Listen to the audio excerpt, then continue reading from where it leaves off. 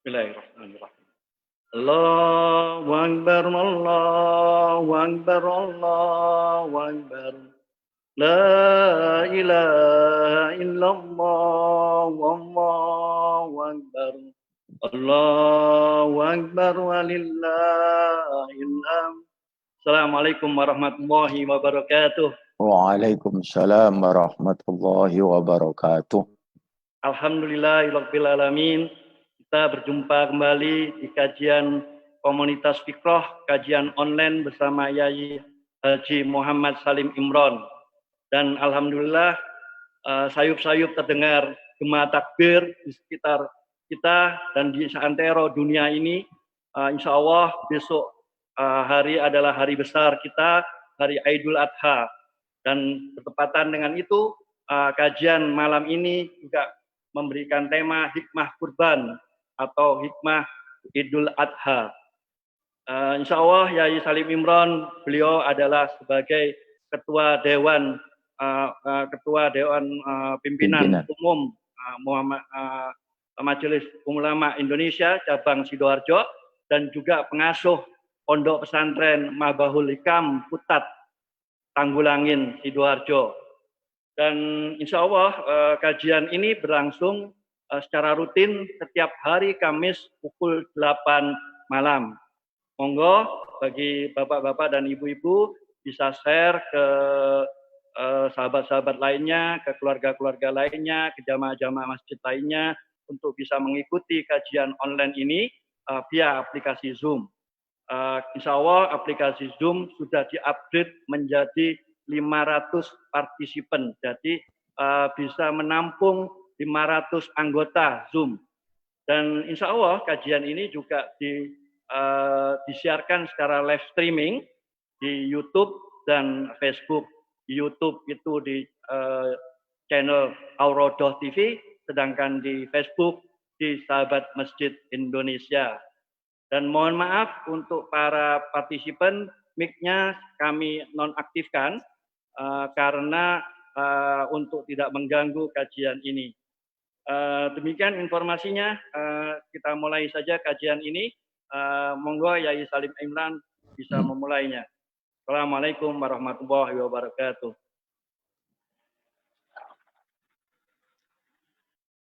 Assalamualaikum warahmatullahi wabarakatuh. Bismillahirrahmanirrahim. Alhamdulillahi rabbil alamin. Alladzi bi ni'matihi tatimmus shalihat. Asyhadu an la ilaha illallah wahdahu la syarika lah. Wa asyhadu anna Muhammadan abduhu wa rasuluh. Allahumma salli wa sallim wa barik ala sayyidina Muhammadin wa ala alihi wa ashabihi ajma'in. Allahu akbar, Allahu akbar, Allahu akbar. Allahu akbar walillahil hamd.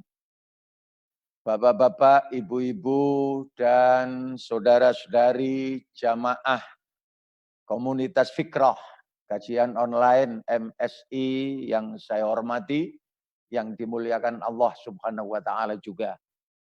Syukur alhamdulillah, pertemuan kita Kamis tanggal 30 Juli 2020 bertepatan tanggal 9 masuk 10 Dzulhijjah 1441 Hijriah ini bertepatan kita memasuki Idul Adha tahun 1441 Hijriah.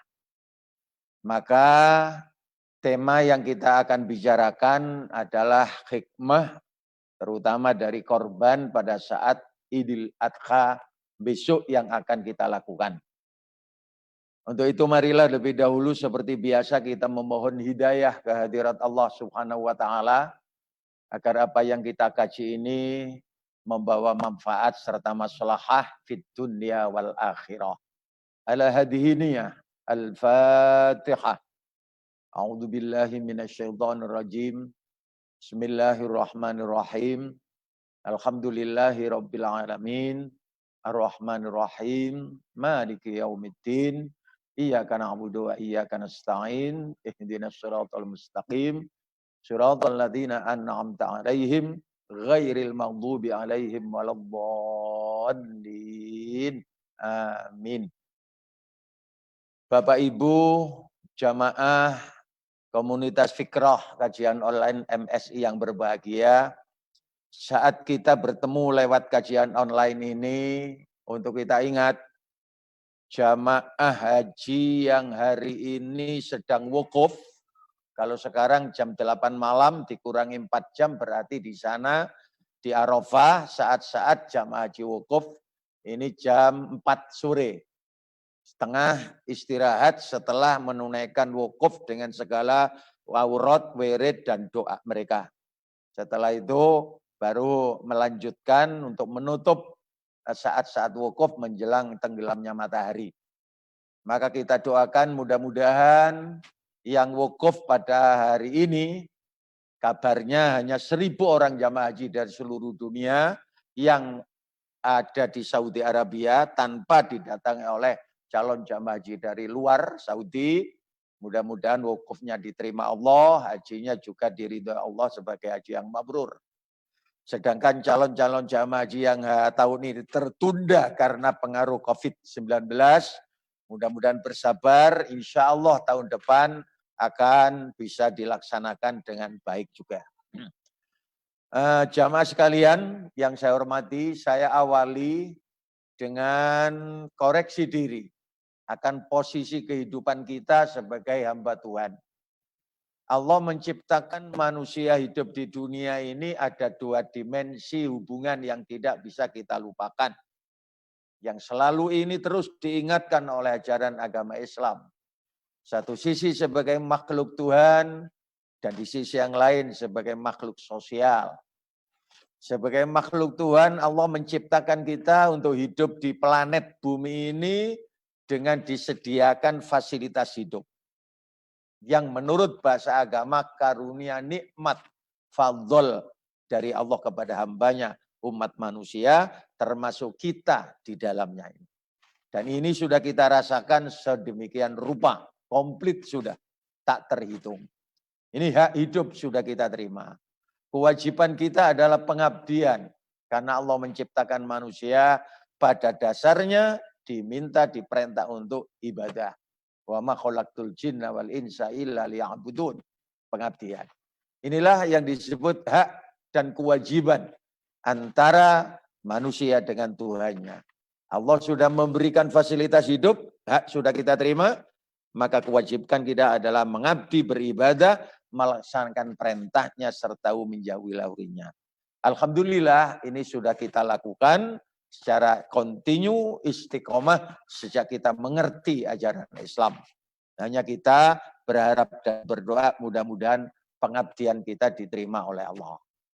Namun pelajaran Islam yang berikutnya tidak bisa kita lupakan, kita juga sebagai makhluk sosial, makhluk yang saling membutuhkan antar sesama.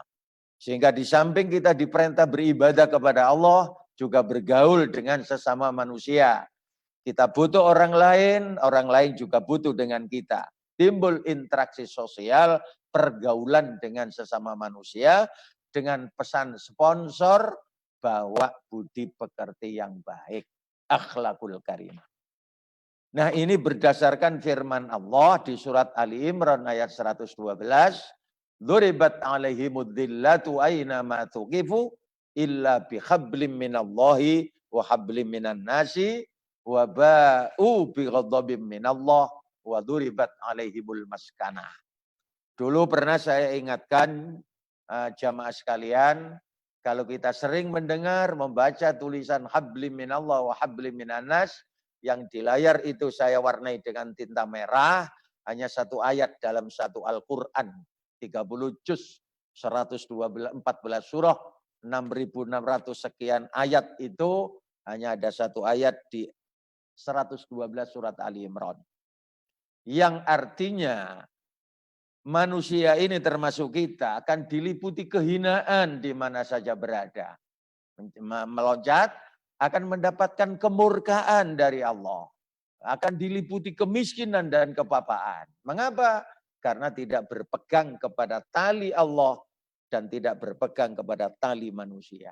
Hablim minallah wa hablim minanas tidak berpegang. Maka artinya kalau hubungan dengan Tuhan Allah diabaikan, dilepas tidak mau tahu dengan Tuhannya. Hablim minanas hubungan horizontal ini juga diabaikan, tidak mau tahu dengan lingkungan. 3 macam sanksi ini akan diberikan Allah kepada manusia. Termasuk kemungkinan kita. Hidup hina, dibenci, dimurkai, dan miskin papa. Oleh karena itu, pesan ini membawa akibat kalau kita ingin hidup terhormat. Pengertian baliknya, hidup mulia, dicintai dan diridhoi oleh Allah. Kaya hati dan kaya harta, kuncinya pesan agama hanya ada 2. Pegang erat-erat habli minallah, pegang erat-erat habli minannas. Artinya beribadalah kepada Allah dengan istiqomah, dengan menjalani perintahnya, serta menjauhi larangannya. Di samping itu, ketika bergaul dengan sesama manusia, bersikap baiklah. Bawa budi pekerti yang baik ketika bergaul dengan makhluk sekitar kita, terutama dengan manusia. Ini prinsip yang diajarkan agama Islam kepada kita. Maka jamaah sekalian yang saya hormati, sering saya skema biar tidak lupa. Manusia tidak bisa lepas hubungannya dengan Allah sebagai Tuhannya. Demikian juga tidak boleh mengabaikan hubungan dengan lingkungan sekitarnya. Baik manusia maupun makhluk hidup di sekitar kita. Kita ada di titik ke atas kepada Allah, ke samping kepada lingkungan. Ini yang harus kita pelihara baik-baik. Maka kaitannya dengan Idul Adha, kaitannya dengan Hari Raya Adha, kaitannya dengan korban Adha, Allah menurunkan surat Al-Kautsar ayat 1 sampai 3 ini. A'udzubillahi minasyaitonirrajim. Bismillahirrahmanirrahim. Inna a'tainakal kautsara fasholli lirabbika wanhar inna syani'aka huwal abtar. Inna a'tainakal kautsar, sungguh kami telah memberi nikmat yang banyak. Itu arti yang umum. Tetapi ada yang mengartikan inna a'tainakal kautsar, khitabnya yang dituju adalah Nabi Muhammad SAW. Sesungguhnya kami Allah telah memberikan kamu Muhammad telaga Kautsar. Danau Kautsar yang nanti kau nikmati ada di sorga di akhirat nanti. Jadi Al-Kautsar di surat itu ada yang memberi makna telaga Kautsar, danau Kautsar, satu nikmat bayangan nanti di sorga ketika sudah masuk sorga. Nikmat sebagai balasan Allah kepada Nabi Muhammad, kepada umat beliau yang beriman. Tetapi arti ada yang menafsirkan Kautsar itu berasal dari katsirun, banyak. Maka kalau itu diartikan sesungguhnya kami telah memberikan kepada kalian, kepada kamu nikmat yang banyak sekali. Oleh karena itu bersyukurlah, ingatlah akan ini, fasholli lirabbika, maka sholatlah, laksanakanlah sholat karena Tuhanmu. Wanhar, dan berkorbanlah.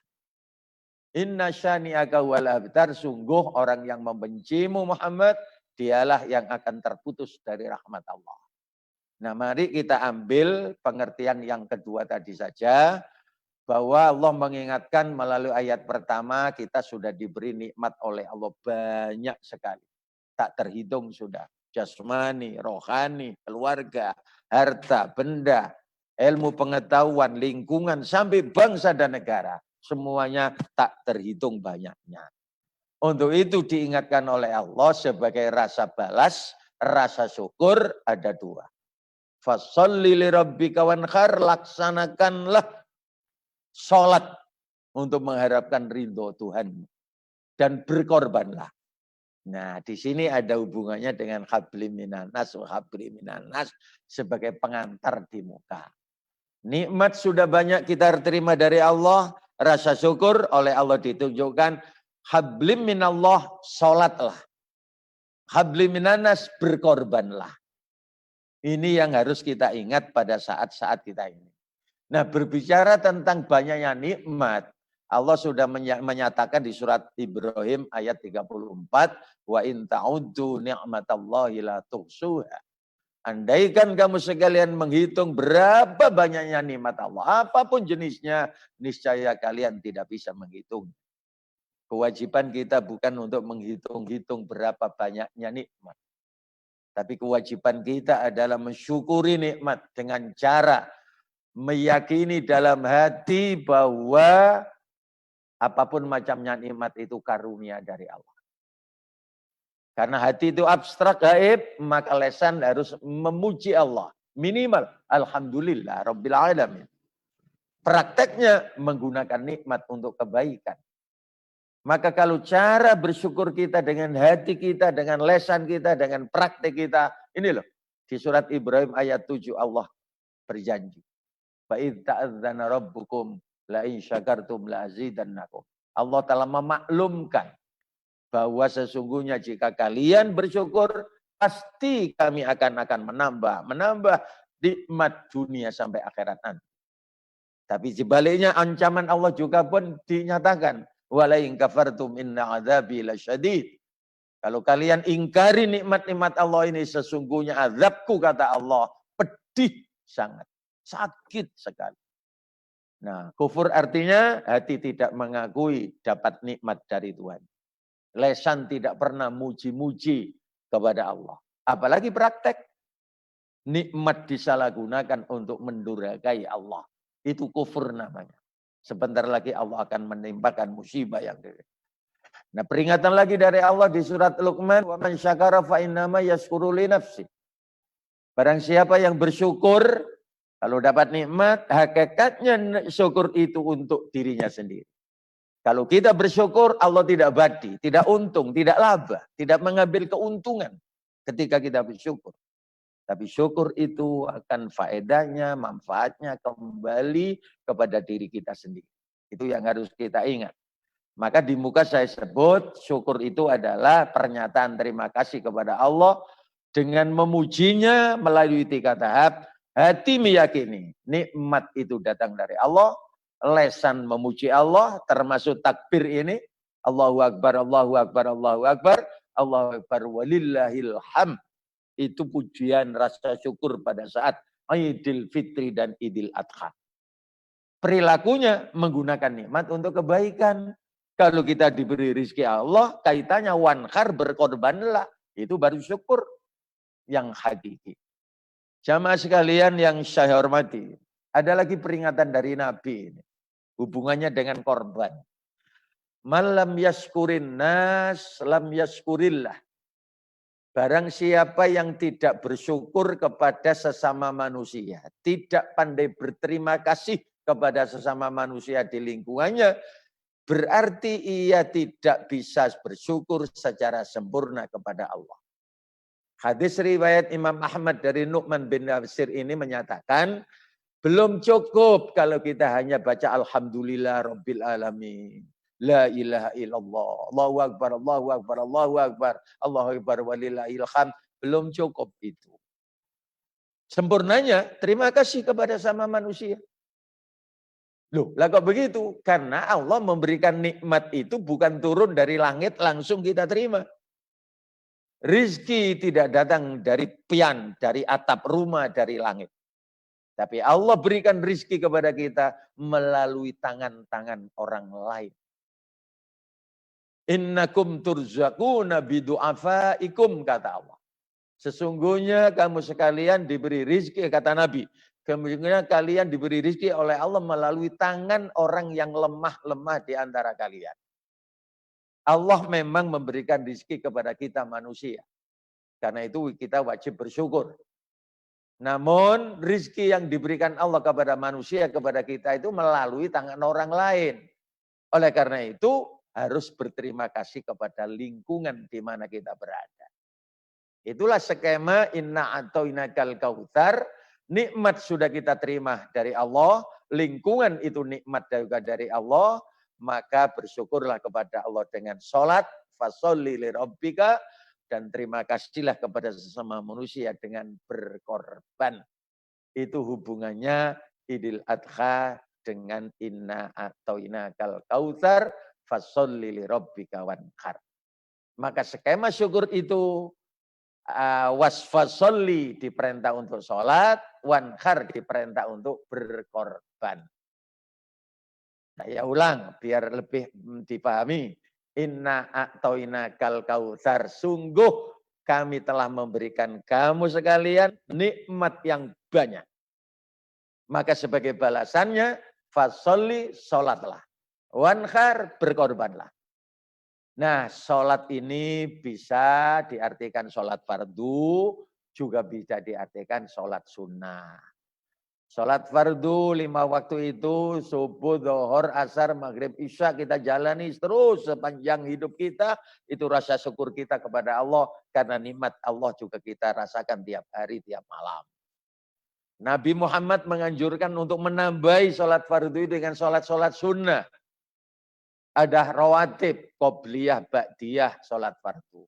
Pagi hari ada sholat duha. Malam hari ada tahajud, ada hajat, ada tasbih, ada witir, qiyamul lail.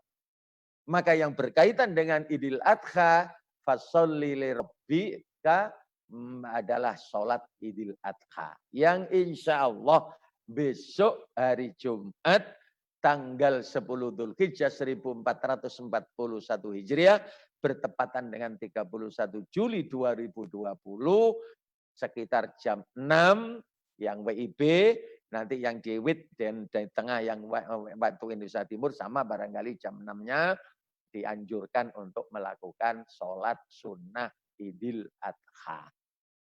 Nah, saya hanya ingatkan suasana Indonesia masih pengaruh COVID-19 masih belum hilang. Oleh karena itu, anjuran dari semua pihak, dari pemerintah, dari Dewan Kesehatan, dari Majelis Ulama, dari ormas-ormas Islam yang lain, tokoh-tokoh, hendaknya para jamaah besok pagi menunaikan sholat Idul Adha untuk tetap mentaati protokol kesehatan. Berangkat dari rumah, dalam keadaan suci sudah wudhu, pakai masker, bawa sajadah sendiri, datang di tempat masjid, musola atau tanah lapang untuk hand sanitizer. Yakni cuci tangan, di termogan temperaturnya, cari tempat, jarak, jaga jarak, sudah diatur oleh pelaksana, mendengarkan, mengikuti sholat adha 2 rakaat, jamaah, mendengarkan khutbah 2 khutbah, selesai langsung pulang untuk menghindarkan kerumunan. Karena sholat Idul Adha tahun ini agak ada beda sedikit dengan tahun-tahun yang lalu. Suasananya masih pengaruh COVID. Kita tidak berharap nanti ada image klaster baru COVID-19 gara-gara sholat Idul Adha. Oleh karena itu semua pihak harus mengerti akan hal ini. Ini berkaitan dengan sholat sunnah Idul Adha. Kemudian setelah itu diperintah untuk korban. Wanhar. Korban ini tentu korban adha yang akan kita bicarakan. Tetapi di luar adha, bagi yang tidak mampu masih ada banyak kemungkinan. Bisa berkorban dengan akikoh.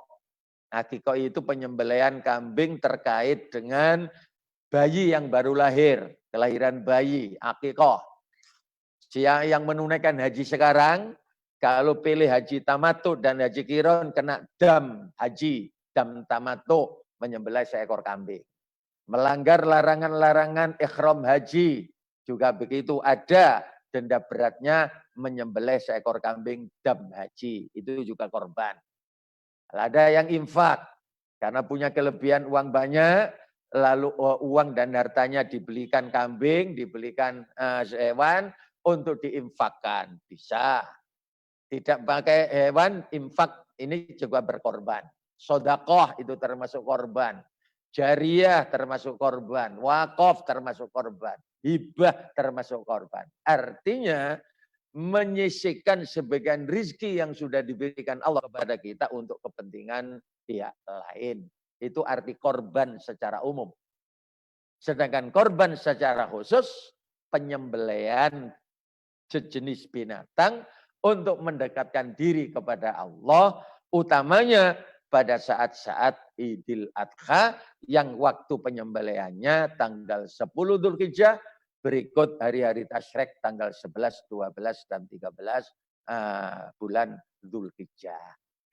Nah, khusus kepada Adha itu dalam kaidah fikih istilahnya udhiyah. Udhiyah itu adalah penyembelihan binatang korban dengan tujuan beribadah kepada Allah pada hari raya Idul Adha dan hari-hari tasyrik. Tepatnya tanggal 10, 11, 12, dan 13 Dzulhijjah, 4 hari. Sekali lagi penyembelihan binatang korban dengan tujuan mendekatkan diri kepada Allah, hablim minallah. Waktunya hari raya Idul Adha dan hari tasyrik 4 hari. Sebab di medsos sudah ada celuitan apa tidak bisa diganti korban Adha ini dengan uang yang diberikan kepada korban-korban pandemi COVID-19 yang butuh uang. Itu infak, itu sedekah. Karena korban Adha harus berupa jenis binatang yang disembelih. Tidak bisa diganti dengan uang, tidak bisa diganti dengan harta. Ya, ini karena itu definisi ini, pengertian ini harus dimaklumi. Saya ulang, udhiyah adalah penyembelihan binatang korban dengan tujuan beribadah mendekatkan diri kepada Allah. Timingnya, waktunya pada hari raya Idul Adha dan hari-hari tasyrik. Nah, jamaah sekalian, jenis binatangnya sudah ditentukan oleh Nabi. Kambing atau domba, sapi atau kerbau, peres, unta. 3 jenis ini, kambing, sapi, unta. Jadi tidak bisa, walaupun sama-sama binatang, menyembelih kuda, ayam, itik, bebek, apalagi lah. Selain 3 ini, tidak bisa. Karena Nabi sudah menentukan, kambing itu kalau orang Jawa mengatakan wedhus kacangan. Domba, wedhus gibas. Sapi, sapi itu kerbau, dan unta yang ada di Saudi Arabia, di Jazirah Arab sana. Itu jenis binatangnya. Dan itu tidak bisa diganti dengan uang, dengan harta, dan jenis binatang yang lain. Itu udhiyah. Kemudian hadirin berbicara tentang hukumnya. Hukumnya ada yang mengatakan wajib. Berdasarkan ayat Al-Kautsar tadi itu. Fasholli li rabbika wanhar, itu perintah kepada Nabi. Fi'il amar, perintah. Maka sholatlah dan berkorbanlah. Karena perintah, maka menurut Nabi ini kewajiban saya untuk sholat dan untuk berkorban. Apalagi Nabi kemudian memberikan statement maklumat. Man wajada sa'atan falam yudahi fala yaqrabanna musallana. Hadis riwayat Imam Ahmad dan Ibnu Majah dari Abi Hurairah ini menyatakan, barang siapa yang mempunyai kemampuan rizki berlebih dari kebutuhan pokok, tapi dia tidak mau berkorban adha, maka janganlah ia mendekati tempat sholat kami. Coba ini. Rodok kereng titik kata orang Jawa. Nek duwe rezeki luwe-luwe enggak mau korban adha, wis aja ade nang masjid. Wis aja ade nang musala. Jangan jamaah bersama yang lain. Ini kan keras ini. Peringatan dari Nabi itu bagi orang yang punya kemampuan, punya kelebihan rezeki dari kebutuhan pokok. Atas dasar ayat Al-Kautsar dan hadis Nabi ini, ada kelompok umat Islam, ulama yang mengatakan wajib bagi yang mampu. Akan tetapi di hadis yang lain ini yang diikuti oleh jumhurul muslimin, para alim ulama menyatakan hukumnya sunnah. Berdasarkan hadis Nabi, umirtu bin nakhri wa huwa sunnatun lakum. Nabi menyatakan, saya memang diperintah menyembelih korban oleh Allah, wanhar. Berarti Nabi merasa berkewajiban. Tapi wa huwa sunnatun lakum, nakhr ini menyembelih korban itu sunnah bagi kamu sekalian. Jadi hadis riwayat Imam Tirmidzi dari sahabat Abi Hurairah ini bagi umat Islam seperti kita, mampu atau tidak mampu, hukumnya sunnah. Apalagi ada hadis yang lain, kutiba alayyan nakhru walaisa biwajibin alaikum. Diwajibkan atas aku, kata Nabi, korban. Walaisa biwajibin alaikum, tapi tidak wajib atas kamu sekalian. Imam Daruqutni meriwayatkan hadis ini. Nah, dari hadis-hadis ini, mayoritas para alim ulama, ahli fikih menyatakan bahwa korban Idul Adha itu sunnah muakkadah bagi yang sudah mampu. Ini saja yang kita ikuti. Ada persyaratan hadirin. Syarat sahnya korban adha itu binatangnya sudah cukup umur. Di tataran hukum fikih sampai dirinci itu umurnya. Domba berumur 1 tahun. Kambing berumur 2 tahun. Sapi berumur 2 tahun. Onta berumur 5 tahun. Itu ya. Binatangnya pun harus mulus, baik. Tidak ada cacat fisik. Tidak boleh korban adha besok pagi itu binatangnya, kambingnya, sapinya, ontanya, buta matanya. Pincang kakinya.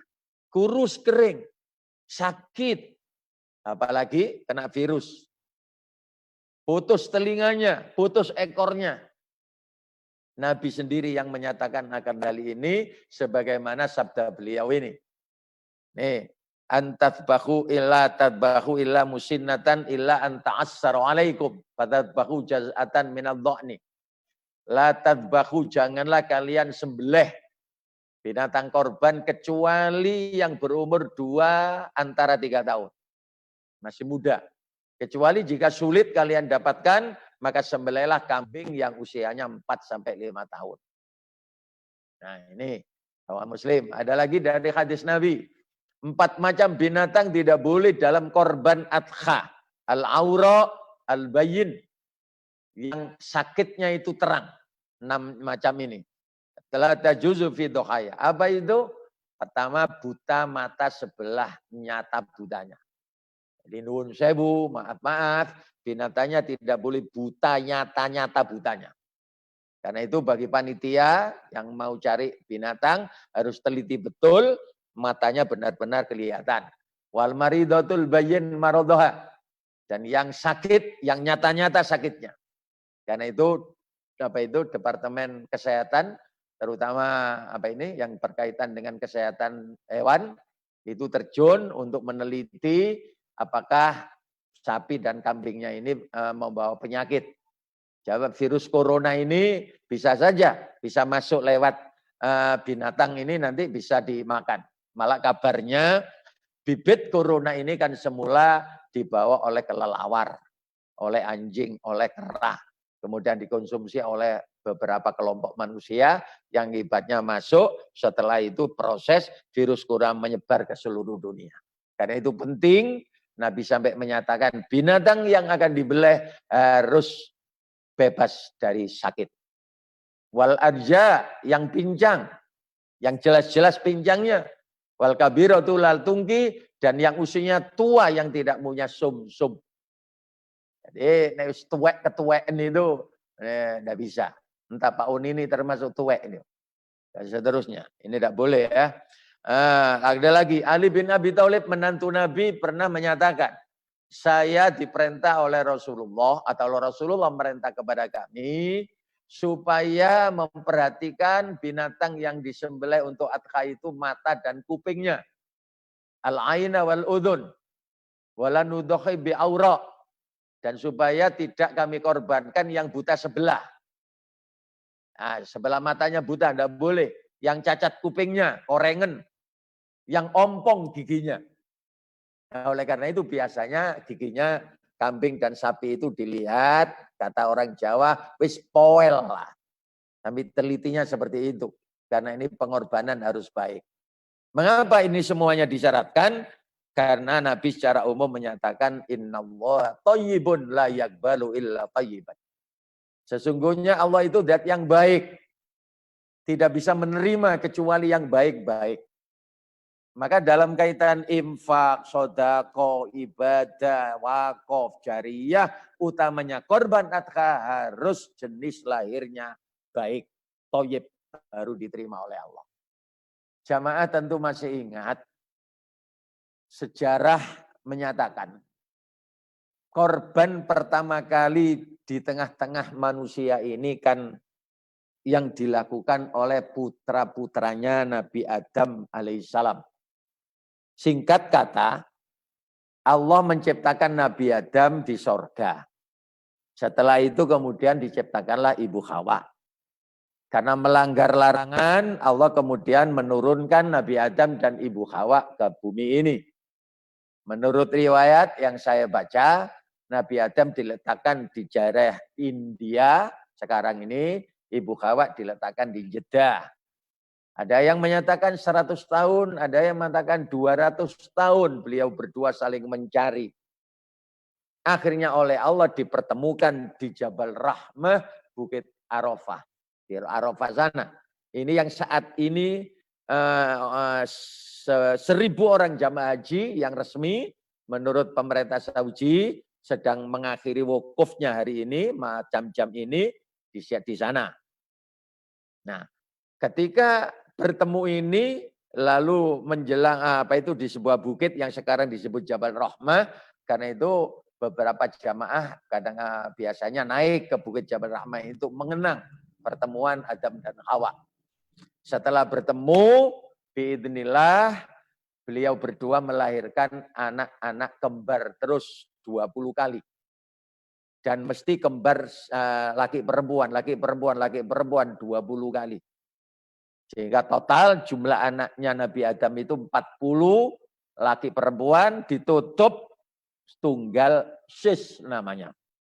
Nah, ketika kembar pertama dan kedua Qabil dengan Iklimah, Labil dengan Labudah sudah menginjak dewasa, pemuda-pemudi, ditetapkanlah syariat kawin silang karena belum ada manusia.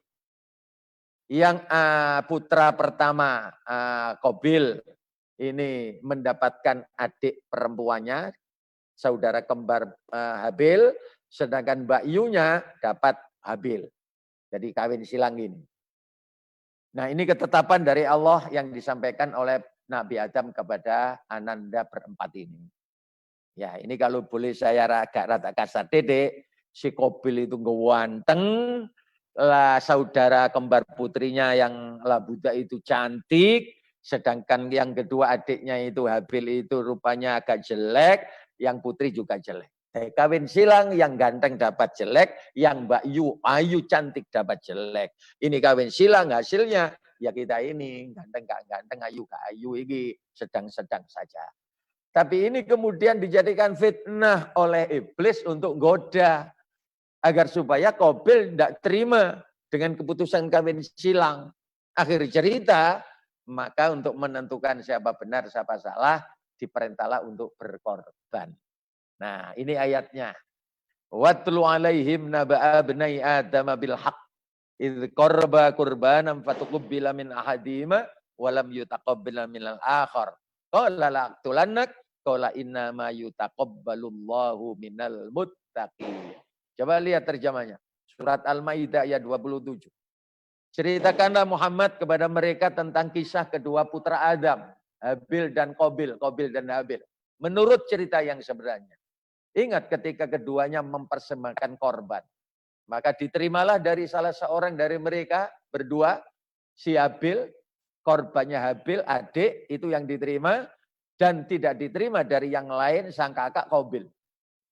Maka Qabil tidak terima ini mengancam kepada adiknya, aku pasti membunuhmu. Maka si adik mengatakan sesungguhnya Allah hanya menerima pengorbanan dari orang yang bertakwa. Nah, dari sinilah kemudian diperintah untuk berkorban. Kebetulan si kakak Qabil itu senangannya sejak kecil, remaja sampai pemuda itu tanam-tanaman, cocok tanam, pertanian, perkebunan. Sedangkan si Habil senangannya peternakan, memelihara jenis beberapa binatang itu. Maka ketika berkorban, si Qabil itu dasar merasa terpaksa, diperintah oleh ayahnya ini dicarikanlah jenis buah-buahan yang busuk-busuk. Sedangkan si Habil karena ikhlas anak yang berbakti, menurut perintah ayandanya dicarikanlah jenis kambing gibas yang paling gemuk, yang paling baik. Dari sinilah Allah lalu menyatakan diterima pengorbanan Qabil, ditolak pengorbanan Qabil. Inilah pertama kali didanukan. Maka karenanya Allah mengingatkan kepada kita, kalau kita berkorban harus didasari dengan takwa Allah. Harus ikhlas, harus baik.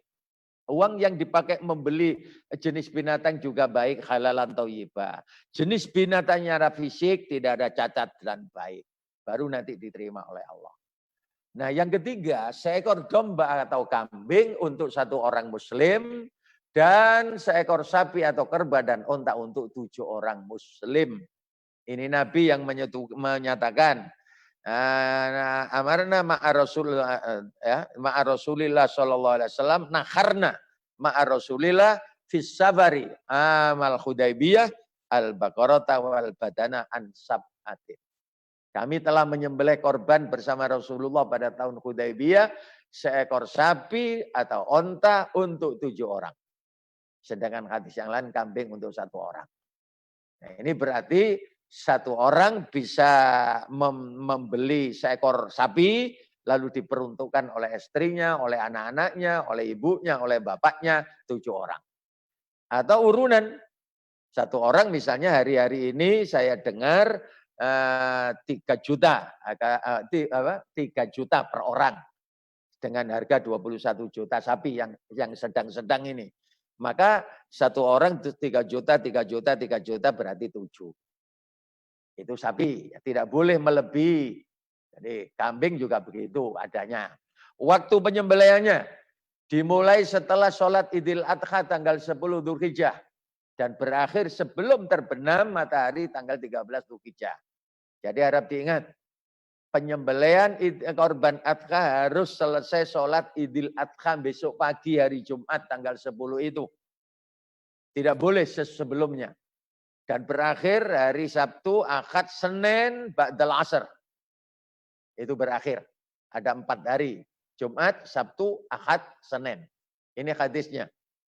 Bahwa man dzabakha qabla sholat fa innama yadbahu li nafsi. Barang siapa menyembelih binatang sebelum sholat Idul Adha, maka sesungguhnya itu penyembelihan sedekah untuk dirinya. Wa man dzabakha ba'da sholat wal khutbataini, tapi barang siapa yang menyembelih sesudah sholat Adha, Idul Adha ya, dan sesudah khutbah 2, maka sungguh sempurna manaseknya, nusuknya, ibadahnya. Wa asaba sunnat al-muslimin, dia sudah memenuhi sunnah kaum muslimin. Yang perlu saya ingatkan itu kalimat dari Nabi itu, ba'da sholati wal khutbataini. Sesudah sholat itu sholat Idul Adha 2 rakaat. Wal khutbataini 2 khutbah. Oleh karena itu besok pagi siapa saja yang memang ingin niat mengikuti sholat Idul Adha berjamaah, 2 ini harus 1 paket. Ikut sholat Idul Adha 2 rakaat, mendengarkan 2 khutbah. Ini baru 1 paket sempurna. Sebab kalau hanya sholatnya yang diikuti, kemudian setelah sholat pulang tidak mendengarkan khutbah, dapat 50%. Kalau khutbah pertama diikuti, begitu khutbah kedua dia pulang, dapat 75%. Oleh karena itu niatilah besok pagi yang hanya 1 tahun sekali ini, sempurnakan datang sebelum imam untuk takbiratul ihram, sholat Idul Adha 2 rakaat, kemudian dengarkan dengan khidmat khutbah 2 sampai selesai. 2 khutbah yang sampai selesai. Itu yang dikatakan Nabi atamma nusukahu. Sempurna manasik ibadahnya. Nah itu ya. Kemudian kullu ayyami tasyrik dzabhun. Semua hari-hari tasyrik tanggal 11, 12, 13 adalah waktu untuk menyembelih korban. Jadi 3 hari berikutnya. Ini sudah. Kemudian disunatkan oleh Nabi tatkala menyembelih. Kalau bisa memberi istirahat binatang korban sebelum disembelih. Hari ini jangan disiksa, jangan dipekerjakan secara keras. Menajamkan alat sembelih, mempercepat proses kematian binatang yang disembelih. Binatangnya kalau bisa dihadapkan ke arah kiblat. Ini anjuran membaca basmalah dan takbir. Baik yang menyembelih bismillahirrahmanirrahim, Allahu Akbar. Yang melihat bisa takbir seperti tadi, Allahu Akbar, Allahu Akbar, Allahu Akbar. Allahu Akbar walillahil hamd dan seterusnya itu. Itu disunatkan. Kemudian baca selawat Nabi Sallallahu alaihi Muhammad dan seterusnya. Berdoa agar diterima oleh Allah. Allahumma taqabbal. Rabbana taqabbal minna dan seterusnya. Nabi Muhammad pernah ketika menyembelih korban, beliau berdoa seperti ini. Oh sebentar. Bahwa Nabi menyembelih 2 gibas. Beliau sendiri yang menyembelih, beliau baca basmalah, beliau baca takbir, serta meletakkan kaki kiri beliau di lambung leher, beliau sembelih dengan kedua tangan beliau. Ini bagi yang tatak seperti Nabi. Kalau kita nggak bisa ya serahkan saja kepada ahlinya. Pernah Nabi menyembelih seekor kambing, tapi beliau berdoa untuk semua umat. Tapi maaf, ini jangan dijadikan dalil untuk satu kambing untuk banyak orang. Kekhususan kata para ulama untuk Nabi. Ketika Nabi menyembelih korban seekor kambing, beliau berdoa Allahumma taqabbal min Muhammad. Ya Allah, terimalah korban ini dari Muhammad diri saya. Wa min mali Muhammad dan dari keluarga Muhammad. Wa min ummati Muhammad dan dari umat Muhammad.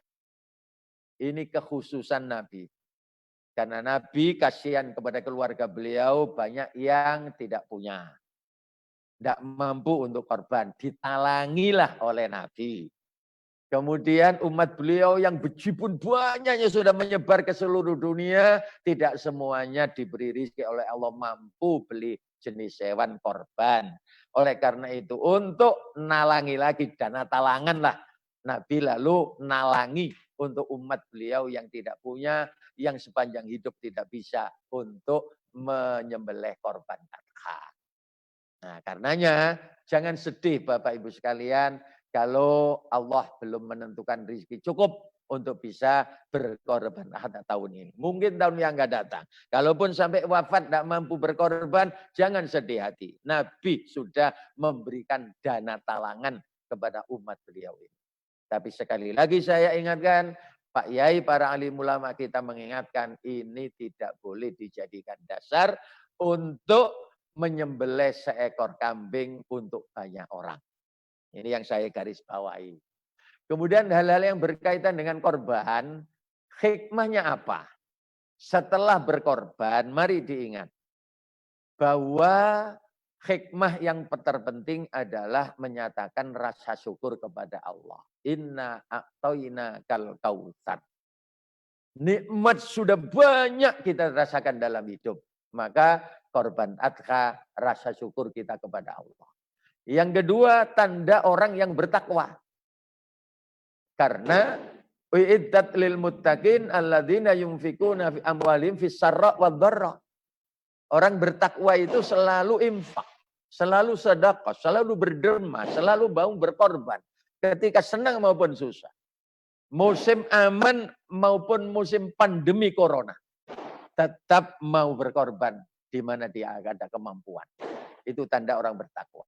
Yang ketiga, korban adha ini sebagai rasa solidaritas kepada sesama kaum muslimin, kepada lingkungan di mana kita berada. Sama-sama menggembirakan ketika hari-hari orang makan agak nyaman, merasakan daging bergizi, maka yang tidak pernah merasakan daging-daging itu dirasakanlah solidaritas. Yang kedua, orang yang berkorban boleh memakan daging korban maksimal 1/3 bagian. Saya menyembelih korban seekor kambing. Kambing itu biasanya taruhlah 9 kilo kalau sudah dipeteti. Maka boleh dimakan maksimal ini 3 kilo. Yang 6 kilo diserahkan untuk pakai miskin. Sapi misalnya bisa 25 kilo misalnya. 25 kilo. Maka dibagi 3, yang 8 kilo silakan dimakan untuk keluarga. Yang lain berikan. Ini karena firman Allah ini fakulu minha wa atimul ba'isal fakir. Coba dilihat nanti di surat Al-Hajj ayat 28. Fakulu maka makanlah minha dari daging korban. Wa atimu berikanlah makanan al-ba'isal fakir kepada orang-orang yang sengsara lagi fakir. Jadi diperintah oleh Allah, fakulu makan-makanlah, berarti yang berkorban boleh makan. Panitia boleh makan. Kaya miskin boleh makan. Siapa saja. Tidak dibatasi seperti zakat. Nah selebihnya berikanlah kepada orang yang membutuhkan. Nih. Kemudian yang ketiga, bagian dari tubuh binatang korban tidak boleh dijual untuk dimakan dan diberikan. Ini bagi yang berkorban loh ya, ini dari Nabi. Nabi menyatakan, "Anhiru luhumal hadi wal adohi." Fakulu makan-makanlah daging hadiah dan daging korban. Wakulu makan-makanlah. Watasoddaku sodakolah. Wastamti'u bijulutia, senang-senanglah. Manfaatkanlah kulit-kulitnya. Wala tabi'uha, jangan kalian menjual kulitnya. Itu hadisnya. Timbul pertanyaan, memang ini. Jadi yang larangan ini yang berkorban. Saya berkorban kambing, saya berkorban sapi, onta. Misalnya, maka boleh saya makan. Fakulu makan-makanlah. Watasodaku, sedekahkanlah kepada lingkungan tanpa peduli. Ini orang tua, ini anak, ini keluarga, ini tetangga, kaya, miskin, sedekahkan.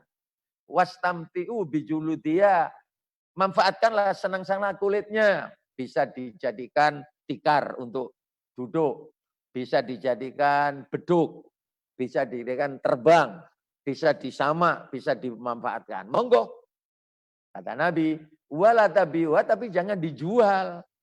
Nah, ya larangan ini para alim ulama fikih menyatakan mayoritas saya yang berkorban tidak boleh menjual kulitnya itu, lalu saya makan kembali uangnya, saya pakai sendiri. Ini yang tidak boleh.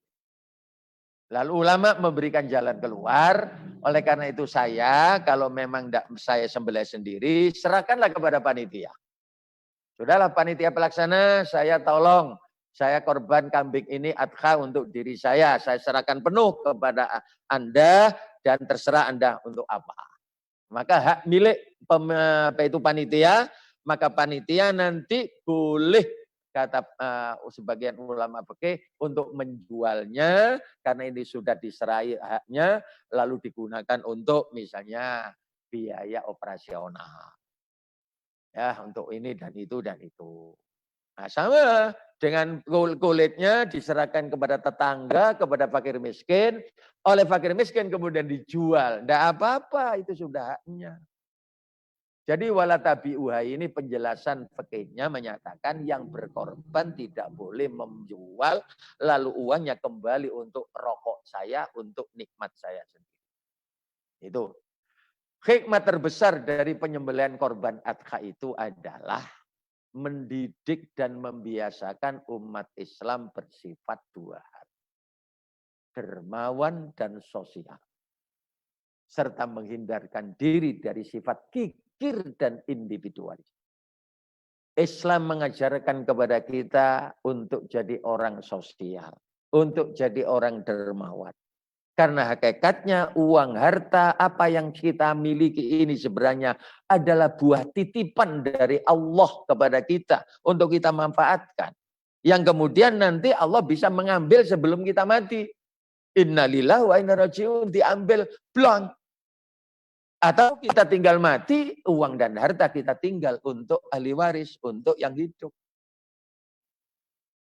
Orang kikir itu tidak merasa kalau apa yang dikikiri, diindividualiskannya ini adalah barang titipan. Yang di situ ada hak milik yang berhak menerimanya. Karenanya khairun nas anfa'uhum linnas itu betul-betul harus diingat. Jamaah sekalian, ada sebuah hadis Nabi yang pernah saya sampaikan, sampai saya carikan ya. Bahwa apa yang kita berikan itu sebenarnya adalah hak milik kita. Ini penting ini. Nabi membagi 180 derajat antara orang dermawan dan orang yang pelit kikir. As-sahyu qaribun minallah. Orang yang dermawan, loman, sosial itu dekat sekali dengan Allah. Hablim minallahnya dekat. doanya dikabulkan, ibadahnya dikabulkan. Wa qaribun minan nas, dekat dengan manusia. Karena orang dermawan mesti disenangi lingkungan. Ibarat ada gula, ada semut di rubung uang. Wa qaribun minal jannah, orang dermawan itu dekat sekali dengan sorga. Coba bayangkan sorga itu diobral murah karcisnya oleh Allah. Saya biasanya kalau masuk masjid, saya tanya kepada takmir masjid. Kotak-kotak jariah di masjid itu kalau dibuka hari Jumat, habis Jumat, ada enggak uang logam 500? Oh banyak Pak Ustadz. Nah berapa? Satu pentol bakwan di sini. 1000. Karcis sorga dijual obral murah 500 rupiah. Sudah bisa masuk sorga. Dekat orang dermawan dengan sorga. Ba'idun minan nar. Jauh dari neraka. Karena Nabi menyatakan, ittaqun nara walau bisik kita merotin. Jagalah dirimu agar supaya tidak masuk neraka walaupun sedekah separuh biji kurma. Itu orang dermawan. Nah sekarang baliknya, wal bakhil, orang yang medit kikir itu ba'idun minallah, jauh dengan hubungannya dengan Allah. Karena itu jangan minta doa kepada orang yang kikir. Dungone akeh sing gak diterima karo Allah. Wa ba'idun minan nas, jauh hubungannya dengan manusia. Ibarat racun, tidak ada yang mau mendekat. Ba'idun minal jannah, jauh dari sorga. Masa mengeluarkan uang 500 logam, duit crik, nggak mau ketika Jumat. Ya jauh dari sorga. Qaribun minan nar, dekat dengan neraka. Nah kalimat yang terakhir itu. Wala syakhilun jahil, wala jahilun sahiyun khairun minal abidil baqil. Sungguh orang yang bodoh, tidak bisa baca tulis, tidak pernah sekolah, tapi dermawan sosial itu lebih baik daripada orang ahli ibadah, tapi bakhil. Sholatnya, puasanya, hajinya, baca Qur'annya, wiridnya, pol sudah. Tapi medit. Maka Allah lebih memilih, lebih memuji orang yang bodoh, yang ibadahnya biasa-biasa saja, tapi dermawan. Maka saya gambarkan seperti ini Bapak Ibu. Orang yang suka derma, sosial, itu diparuh biak dengan orang yang bakhil. Dermawan itu dekat hubungannya dengan Allah. Dekat dengan manusia. Dekat dengan sorga. Jauh dari neraka. Coba itu gambaran itu. Jauh dari neraka. Ada di atas itu. Dekat dengan Allah, dekat dengan manusia, dekat dengan sorga. Jauh dari neraka. Itu orang yang dermawan, yang suka korban, yang suka infak, sodako, dan seterusnya. Tapi sebaliknya coba lihat. Kikir, orang yang kikir itu di bawah. Jauh hubungannya dengan Allah, dengan manusia. Coba lihat itu. Nah, orang kikir medit jauh dengan Allah, jauh dengan manusia, jauh dengan sorga. Dekat dengan neraka. Sekarang kita tinggal pilih. Maka hikmah yang paling pokok dari korban adha rasanya di sini. Hablim minallah, lebih dekat kita. Hablim minanas, lebih dekat lagi. Maka hasilnya surga didekatkan kepada kita ketika kita mau berkorban adha. Tapi kalau kita tidak mau adha, tidak mau berkorban, walaupun nikmat sudah banyak diberikan kepada kita, gambaran yang terakhir itu. Coba lihat. Allah menjauh, manusia menjauh, surga menjauh. Yang mendekat justru neraka. Na'udzubillah min dzalik. Lebih daripada itu, jamaah sekalian yang saya hormati, ini dua hadis ini barangkali yang terakhir yang saya sampaikan, Bu Aisyah pernah menyembelih korban dari hasil hadiah dari keluarga. Maka setelah, karena Nabi pernah pesan, Aisyah ya Humairah, kalau dapat rezeki, segeralah berikan kepada tetangga sanak famili, sisakan yang untuk kepentingan kita sedikit saja. Maka begitu Bu Aisyah dapat hadiah seekor kambing, beliau suruhan untuk nyembelih, dibagikanlah kepada lingkungan. Maka ketika ketemu Nabi, Nabi tanya, apakah masih ada sisanya Aisyah? Jawabnya, ya tidak ada Nabi, hanya sekecil potong kaki depan. Kata orang Jawa, sampil kantun sampili kanjeng Nabi. Nggih monggo niki damel sarapan kali jenengan sareng-sareng. Apa kata Nabi? Bagi yakulluhu wairokatibi. Sebenarnya Aisyah, daging kambing, daging kambingmu itu masih ada, masih banyak. Kecuali kaki depannya yang hilang. Loh, lah kok begitu Nabi? Lah ini ada di meja.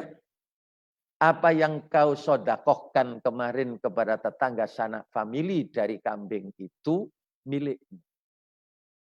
Sedangkan sepotong kaki yang akan kita makan bersama ini bukan milikmu. Milik tubuh setelah masuk mulut, diproses di perut, keluar dari sampah. Sudah habis.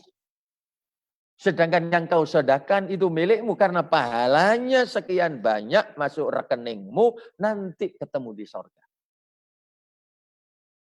Dari hadis riwayat Imam Tirmidzi dari sahabat Bu Aisyah ini, saya bayangkan hadirin, ini bayangan saya ya. Nanti ketika Bu Aisyah ada di akhirat, ketemu kambing ini di tang satu. Kakinya yang satu itu udah ada. Loh, lah kok begitu? Karena dimakan sendiri. Sekali lagi ini jangan salah paham. Korban adha sudah saya beritahukan tadi itu boleh dimakan. Maksimal sepertiga. Tapi pahalanya ya untuk diri kita sendiri. Bu Aisyah ini contohnya. Karena sampil kaki yang depan ini dimakan, pahalanya tidak ada. Yang ada yang diberikan kepada orang lain. Bidang satu. Nah silakan ini dijadikan perbandingan. Kalau memang kita ingin wutuh korban kita, ya sudah lepas. Jangan minta kepada panitia. Beli saja di pasar daging yang lain untuk kita makan bersama keluarga. Utuh. Tapi tetap tidak dilarang. Nah yang terakhir, Nabi menyatakan ketika ada jenazah muslim dibawa ke makam, kata Nabi diiringi 3 hal. Diiringi 3 hal. Hartana, keluarganya, dan amal perbuatannya. Fakta juga bisa kita saksikan ketika ada tetangga meninggal dunia. Kita sholati, kemudian kita ikut mengantarkan jenazah. 3 hal yang mengiringi. Yang pertama manusianya, keluarganya ikut ke makam. Prosesi selesai, seluruh manusia kembali pulang ke rumah. Yang kedua, hartanya diwakili oleh pendosa.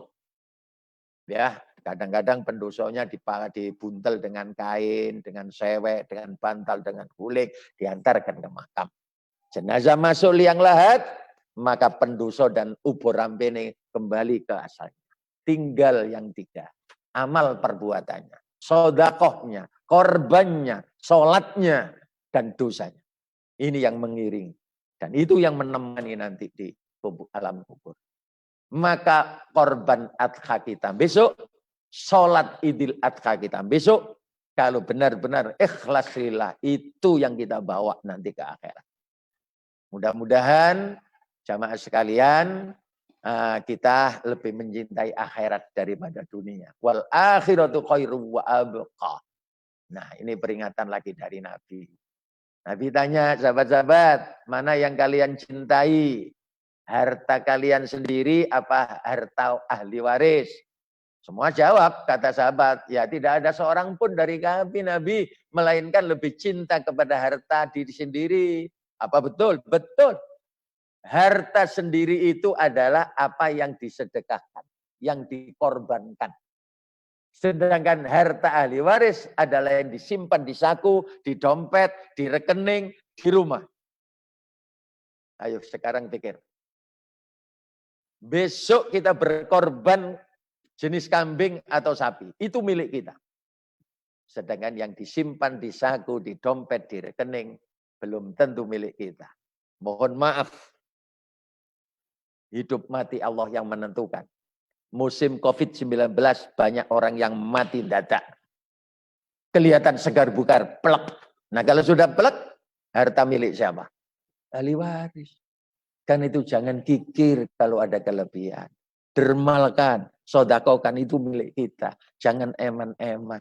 Ini peringatan dari Nabi untuk kita agar supaya kita sadari bahwa hidup ini butuh bekal untuk dunia, tapi juga bekal untuk akhirat. Mudah-mudahan besok bisa kita ikuti karena kita diberi umur panjang oleh Allah, sehat walafiat. menunaikan sholat Idul Adha pagi hari, mendengarkan khutbah, 2 khutbah dengan seksama, pulang kemudian yang bisa berkorban dengan baik, ikhlas lillah, kita serahkan kepada panitia. Si panitia pun juga jaga protokol kesehatannya, tidak perlu mengundang beramai-ramai kerumunan massa untuk memotong mata rantai penyebaran COVID-19 ini masih ada. Mudah-mudahan semuanya selamat, sehat, dan ibadah besok diterima dan diridhoi oleh Allah sampai hari-hari tasyrik. Takbir masih terus disunahkan untuk dibaca, terutama pada hari-hari tasyrik setelah sholat Idul Adha. Kalau bisa takbir adha, takbir Idul Adha dibaca setelah sholat fardu berjamaah untuk menyiarkan. Wa may yu'azzim sya'airallah fa innaha min taqwal qulub. Barang siapa yang mengagungkan syiar agama Allah dengan berbagai macam kegiatan yang tidak melanggar syar'i, itu tanda hatinya menjadi hati orang takwa. Wallahu a'lam bishawab. Al-Fatihah. A'udzu billahi minasyaitonir rajim. Bismillahirrahmanirrahim. Alhamdulillahirabbil alamin. Ar-Rahmanir Rahim Maliki Yaumiddin. Iyyaka na'budu wa iyyaka nasta'in. Ihdinas siratal mustaqim. Siratal ladzina an'amta 'alaihim ghairil maghdubi 'alaihim waladdallin. Amin. Mari sebelum kita tutup dengan doa, saya masih tetap berdoa mohon dihindarkan oleh Allah dari kecelakaan, dari penyakit menular dan bencana alam termasuk COVID-19 ini. Kita baca bersama-sama. Jamaah sekalian takbir ya. Mari. Allahu Akbar. Allahu Akbar. Allahu Akbar. Allahu Akbar. Walillahil hamd. Allahu Akbar. Allahu Akbar. Allahu Akbar. La ilaha illallah. Allahu Akbar. Allahu Akbar walillahil hamd. Allahu Akbar, Allahu Akbar, Allahu Akbar. La ilaha illallah, Allahu Akbar.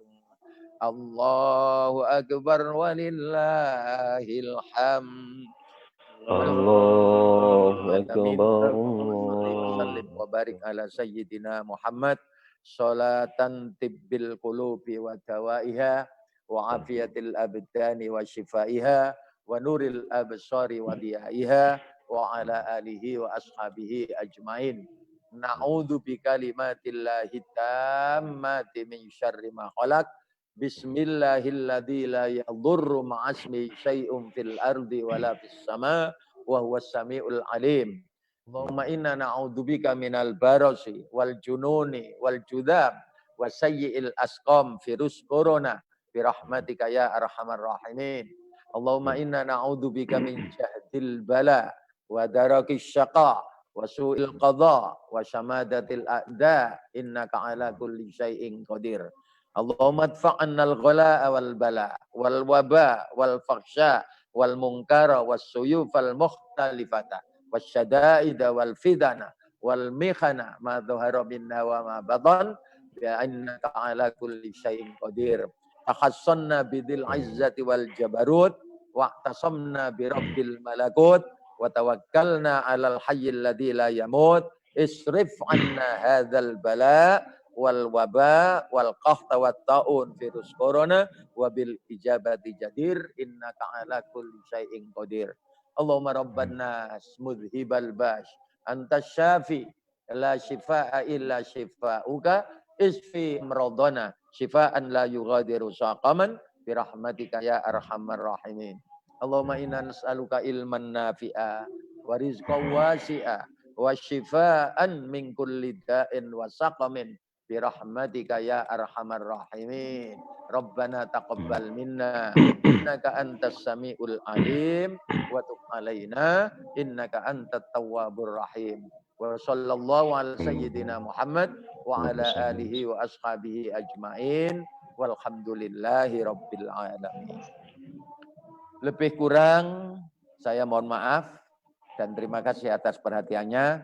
Mari kita tutup dengan kafaratul majelis. Subhanakallahumma wa bihamdika asyhadu an la ilaha illa anta astaghfiruka wa atubu ilaik. Wallahul muwaffiq ila aqwamit thariq. Wassalamualaikum warahmatullahi wabarakatuh. Waalaikumsalam warahmatullahi wabarakatuh. Insyaallah Yayi, ini kita lanjut langsung dengan takbiran.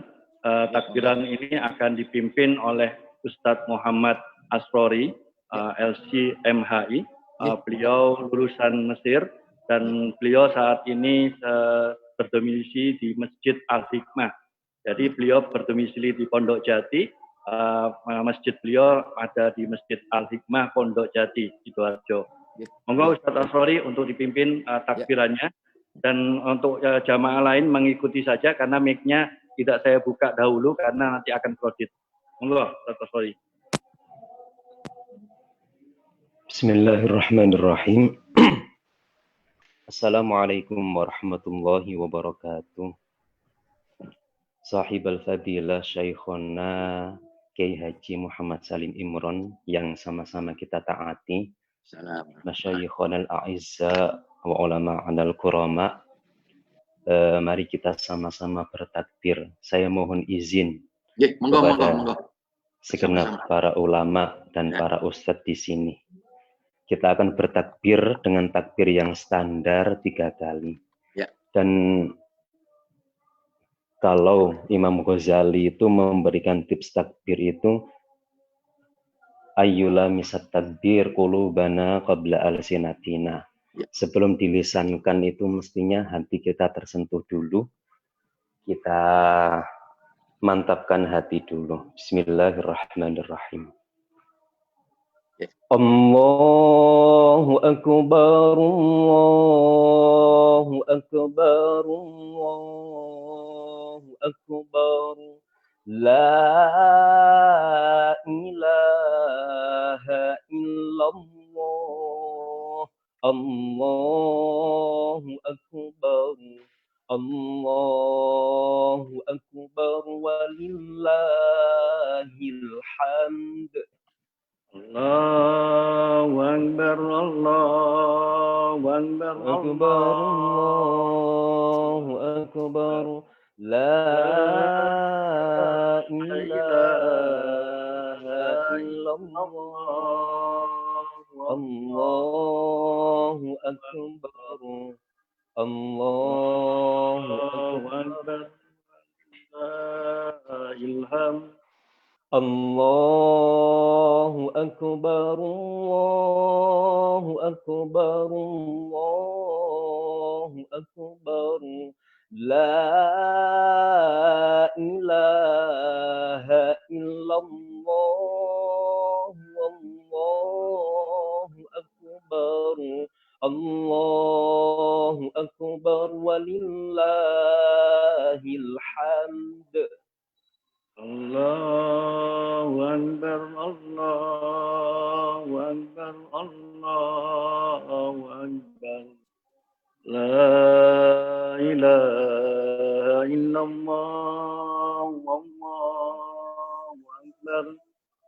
Allahu akbar, walillahil hamd.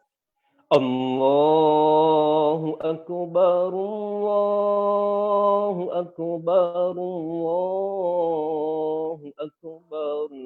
La ilaha illallah. Allahu akbar, Allahu akbar, walillahil hamd. Allahu akbar, Allahu akbar, Allahu akbar. La ilaha illallah, Allahu akbar. Allahu akbar, walillahil hamd. Alhamdulillahirabbil alamin. Yang maha besar hanya Dia, hanya Allah. Kecilkan kedirian kita sampai kita ini bukan siapa-siapa. Terima kasih waktunya Bapak Haji Oni. Saya kembalikan kepada panjenengan. Monggo. Assalamualaikum warahmatullahi wabarakatuh. Waalaikumsalam warahmatullahi wabarakatuh. Terima kasih jazakallahu khairan kepada Yayi Salim Imron dan kepada Ustadz Muhammad Asrori yang sudah memberikan kajiannya dan juga sudah memimpin takbiran di malam hari ini, dan insya Allah semuanya barokah. Amin ya rabbal alamin. Amin. Sebelum kita tutup, untuk yang di Zoom, kita akan beramah-tamah, saling menyapa, karena ada teman-teman yang bukan hanya dari Sidoarjo, ini ada dari Makassar, juga ada dari Sumatera Selatan. Nanti kita akan beramah-tamah dan kita saling menyapa. Kita tutup dengan ucapan alhamdulillahirabbil alamin. Alhamdulillahirabbil alamin. Assalamualaikum warahmatullahi wabarakatuh. Waalaikumsalam warahmatullahi wabarakatuh.